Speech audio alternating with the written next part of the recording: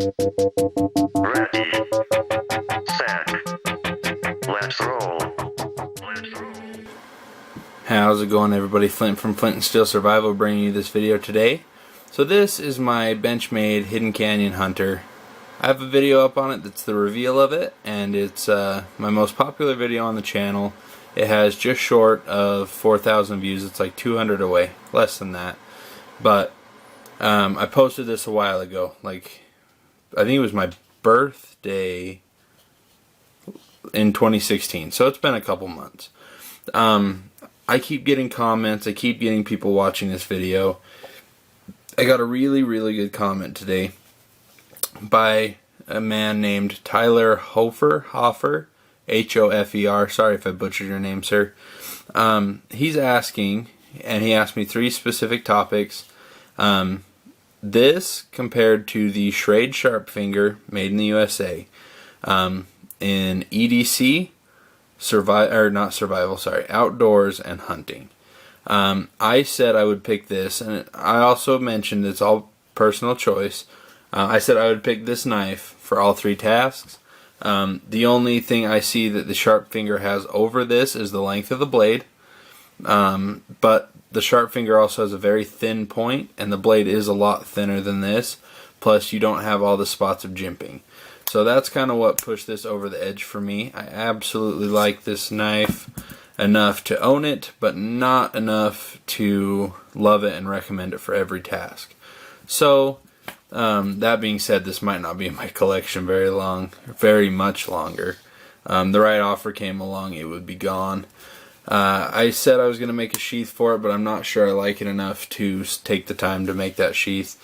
Plus I like working in black leather, and this is a brown handle, so not that I couldn't, it's just that I kind of don't want to. But anyway, so that triggered me to thinking, you know, what would I recommend for those 3 tasks? I picked 1 blade for each, and I'm trying to keep them the same size as this, or roughly. It's not exactly the same size, but you won't see my Ontario Blackbird. You know, my personal favorites are all large knives. I'm trying to keep them medium to small. So, of each of those tasks, I'm going to show you a knife and tell you why I think it's better than this at that task. Not that I have anything wrong with this knife, it's a great knife. It's just not what I would choose, given all the options I have. So first off, we're going to do my EDC Pick, which is the SE Zula. This is the special edition in amp print. Absolutely love this knife. As you might have seen this video, I made this sheath for it. It's a neck carry, leather cord, leather sheath, metal rivets, some stitching, put flint across it. And the one thing I really like about this sheath is if you listen real close, it has that like breaking point where it pops in. I'm so excited I was able to do that with leather. But anyway, this would handle any EDC task. I EDC it every once in a while. What I really like about it is it's full gray, man. If you tuck this whole sheath, this whole rig in your shirt, nobody would know you have it. So I absolutely love that. This is my knife for EDC choices. It's going to do any task you need plus. And honestly, this could be a knife that could do outdoor tasks as well. I've seen it done. But I would choose this one for EDC. Next up, we will do fishing and hunting. And this is very similar to that last knife. But this is the Becker and Essie collaboration. This is the Escobar. What sets this apart from this knife is the blade shape, the thickness of the blade, as well as the handle stock. I got the actual K-bar handles that are meant to go with this. I got the orange because that's one of my favorite color combos, is black and orange. I made the sheath for it myself. It's actually a pocket sheath, but it can also hang on a belt. I just use it as a pocket sheath, and it can even replace a folder. Nice retention. It doesn't click. This was one of my first attempts at Kydex. You can even see I hit it out with the Dremels. I was smoothing out that angle. Just Chicago screw construction, not too tight, so make sure the Kydex can move. But absolutely love this knife. It would be great for fish. It would be great for game. It would be for almost any size. And it would be great for small outdoor tasks. In fact, that's what I use it for, if you can see. It's got quite a bit of crap on the blade.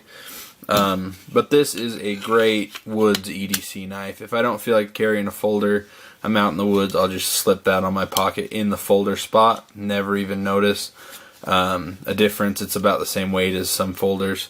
A little heavier than some I carry, like my titanium Cara 2. But this fits really, really well into an outdoor EDC rotation. And honestly, apples and oranges a little bit because this one looks more traditional. I have no modifications to it, but I like this knife more for applications like that because it's also like a, I think, $60 knife. I don't know if they're made anymore. I'm sure they are. But 140 or something, 130, $60. If you lose it, you chip it, you know, get it covered in blood. You easily take these scales off with just these freaking bolts. You just gotta have a Allen wrench, take them off, wash it all out, and it's got really great steel. Let me check. Pretty sure it says somewhere, but I don't quite remember what it is. But this coating makes it really nice. You don't have to really worry about rust too much. Great to clean off. I've cleaned it off in a river before. Never had a problem. So EDC Outdoor, and then, EDC Hunting. Then this is my all-around outdoor knife pick. It's a little bigger than these other two, but kind of for an outdoor knife. It's got about the same blade length. The handle's just a little bit bigger, more ergonomic. If you can see, I have beaten this knife up hard. Struck ferro rods off the back of this. It's covered in fat wood. It's covered in pine pitch. What I really like about this is the handle. It fits really well. Great ergonomics. Nice big lanyard loop. This is the Gerber Freeman guide. I'm sorry. I almost didn't tell you what the knife was. That would have been brilliant, right? And like I said, I'm picking knives you can go buy off the shelf today. If we were talking custom knives, I'd have completely different picks for all of these. So I wanted to focus on things that you guys could go buy that aren't custom. You don't have to get a hold of a knife maker. You just walk to the store, buy it. It's already there. The reason I like this is it's very durable. The edge doesn't hold up great, but it's super easy to put an edge back on. It's the same steel that Gerber uses for everything. It's like their mystery steel.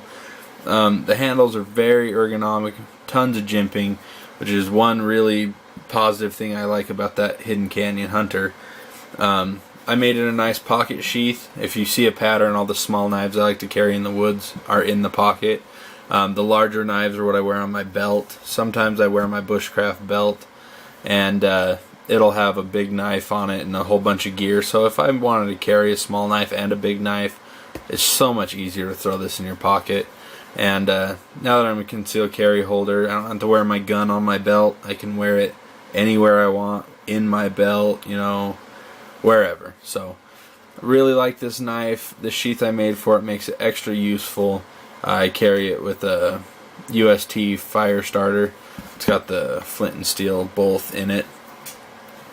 Man, it's been a long time since I took that apart, apparently. It actually rusted a little bit. That's kind of funny. Anyway, so that's my outdoors choice. Very cheap too. I think this knife is like $35. You have to deal with the nylon sheath that comes with it unless you can make yourself one, but I still think that you can look past the sheath for this great knife. It's total workhorse. That's probably one of my most abused knives that I still have. I also wanted to give some options for more all-around use knives. I wanted to make sure they're ones that I've actually used, that I can tell you they have all-around use. This is my SOG Field Pup 1, I believe. Let me double check that before I look stupid. Field Pup 1, good. That would have looked silly. This knife I've had for about 6 years. 6 or 7, I don't remember. But EDC, I've carried this all over the place. I love how high it sits. You know, you wear it on your belt. It's got a really high sheath line, like you only see a little bit of the handle. It looks really classy. I've used it out in the woods a ton. It's my go-to knife if I want to carry a fixed blade, but I don't want something too big that's going to stick out. This guy would be great for fishing, great for skinning. It's not going to rust. I believe it's a stainless steel. I don't think it says on it, but I've never had a rust problem with it. It's SOG, great knife. Absolutely love this one. Field Pup 1, go check it out if you want an all-around good knife just to carry around. And I believe it's not too expensive, like 40, 45 bucks. Hopefully they're still in production. And then this one's going to come out of left field because I wanted to focus on fixed blades.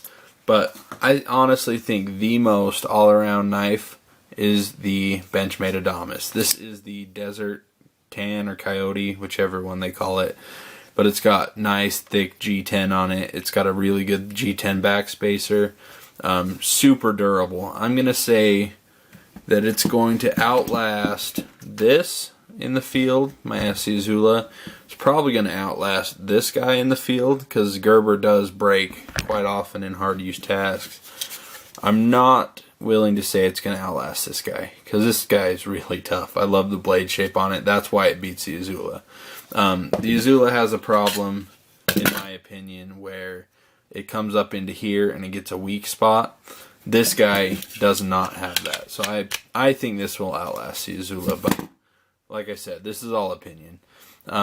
But EDC, this is a great knife. It's not going to like draw too much attention. It's big, and it's definitely not something people would be used to seeing somebody pull out of their pocket. But all around, I think this would be a great knife to have. It fits in your pocket, concealability, top notch. So those are my picks. I hope you guys all enjoyed this video.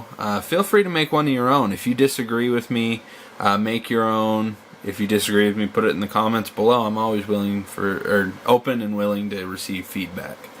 So thanks everybody for watching. I sure appreciate it. I hope you enjoyed, and I hope I didn't ramble on too long, make you bored. So I appreciate your time, and have a good one. Bye.